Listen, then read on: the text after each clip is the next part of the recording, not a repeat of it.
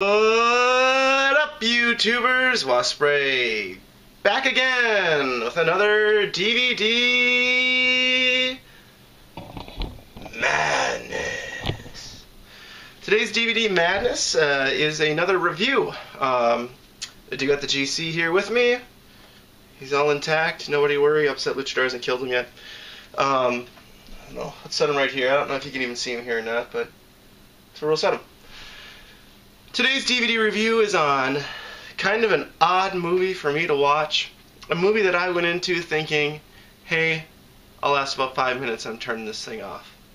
It is Fred 2, Night of the Living Fred. Now, I'm talking about the Fred from YouTube. I don't know if you remember the guy with the super high-pitched voice when he talks, and sounds like an Alvin and the Chipmunks when he talks.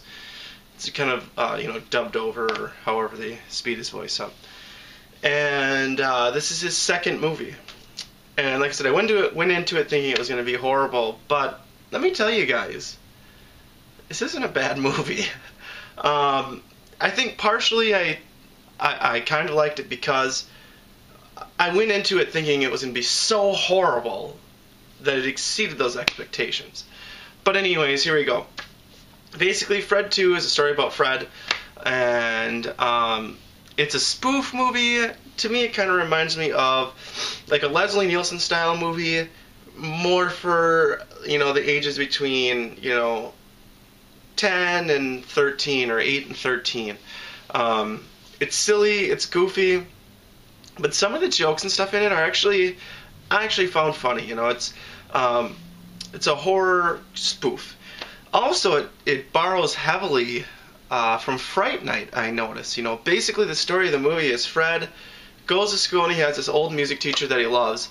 He's horrible in music class and he still sings and thinks he's good. But this teacher, she's a nice old lady and she's helped him out and tell him he does a good job because she doesn't want to hurt his feelings. And all of a sudden she disappears and they have this new teacher that ends up living next door to him. And Fred thinks there's something weird with this guy and there's something creepy, and so Fred kind of searches and he catches this guy burying something next door, and it goes so much into this Fright Night stuff where he sees him, and then the teacher sees Fred watching him, so now he knows that Fred knows there's something going on, and the teacher comes over and dates Fred's mom, just like in Fright Night, how, the vampire comes over and dates the main character's mother. He comes over and Fred has to invite him in, because that's the only way a vampire can come into your house, and it goes on and on. I don't want to spoil the end, but Fred basically thinks this guy is a vampire, and there's all sorts of just silly, really goofy spoof style, humor, slapstick stuff, pee and poop jokes, and fart jokes, and just that kind of stuff. Stuff that young teens would find funny, and a 30-year-old frickin' guy happens to find funny too.